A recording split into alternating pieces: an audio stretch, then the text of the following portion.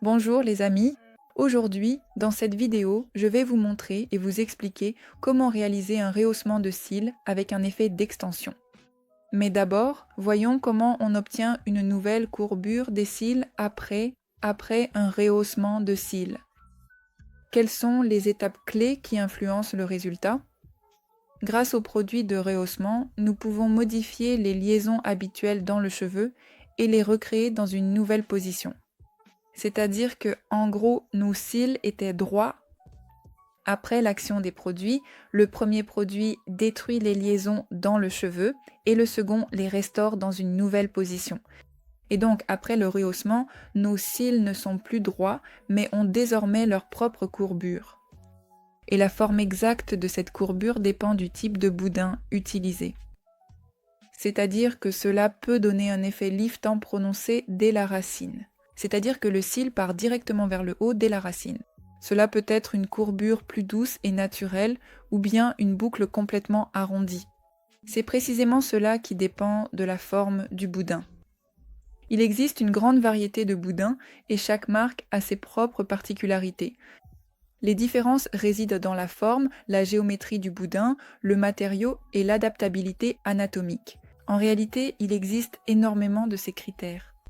Mais si l'on parle d'effet marqué, de ce fameux rehaussement avec un effet d'extension, c'est-à-dire un regard le plus ouvert possible, alors il est bien sûr impossible de se passer des boudins Dolly Lashes.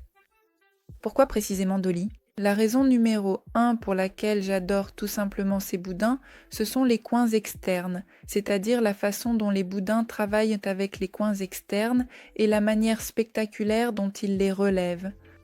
Vous verrez à la fin le résultat obtenu. C'est tout simplement un effet waouh.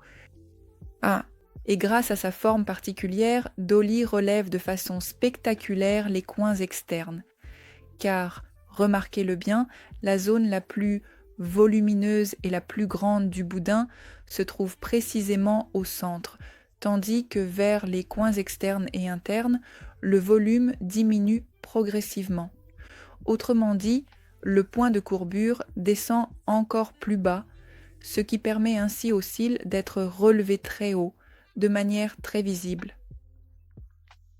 Beaucoup de boudins, pour la plupart, ont une forme un peu différente, une géométrie légèrement différente. C'est-à-dire que le boudin a le plus petit volume au coin interne, puis petit à petit, le volume commence à augmenter et au coin externe, on a déjà le volume le plus important du boudin. Mais avec Dolly, c'est l'inverse. Le coin externe a un petit volume. C'est pourquoi on obtient justement cet effet waouh. Les coins externes se relèvent très joliment vers le haut. Il n'y a aucun affaissement, aucune cassure à cet endroit. Tout est vraiment parfait.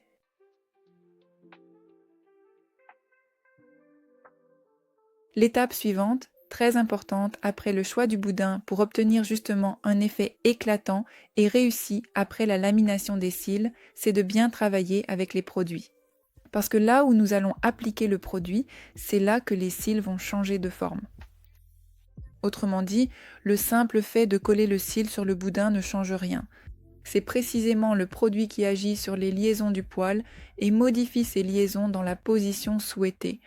C'est pourquoi il est important d'appliquer le produit selon le schéma d'application approprié. Ici, vous pouvez voir comment j'applique précisément le produit sur les boudins Dolly. Et si lors de l'utilisation du premier produit, il est vraiment très important de faire attention à l'endroit où on l'applique, avec le deuxième produit, c'est déjà un peu plus simple. Le plus important, c'est de l'appliquer là où le premier a été posé.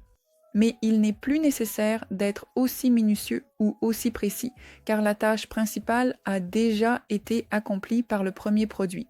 Maintenant, avec le deuxième produit, nous formons de nouvelles liaisons dans le poil. Et donc, si par exemple le deuxième produit est appliqué accidentellement ailleurs, notamment sur les pointes, ce n'est absolument pas grave, car il n'y avait pas de premier produit à cet endroit, donc rien ne se passera. Autrement dit, le deuxième produit n'agit que là où le premier a été appliqué.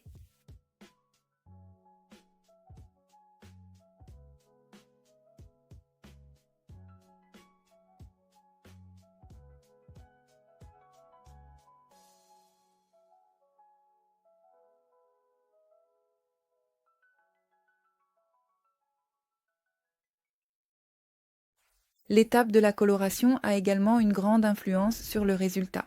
Le fameux effet wow après la procédure de lamination des cils dépend aussi de la façon dont la coloration est réalisée. Notre cliente sera-t-elle surprise lorsqu'elle se regardera dans le miroir? Deviendra-t-elle notre cliente régulière? C'est pourquoi il est important de bien teindre les cils, de la racine jusqu'aux pointes, en colorant tous les cils. Ici, j'utilise la teinture Levissime. Vous pouvez choisir absolument n'importe quelle marque, soit noir bleuté. Waouh! Incroyable. C'est vraiment incroyable. C'est tout simplement ça. Oui, c'est génial. Le bon choix du rouleau, une technique précise avec les produits et une teinture de qualité donne justement cet effet waouh après la procédure. Sur ma chaîne, vous pouvez trouver encore plus de modèles démonstratifs. Et bien sûr, venez vous former pour apprendre vous aussi à réaliser de si beaux cils. Merci d'avoir regardé les amis, et à bientôt.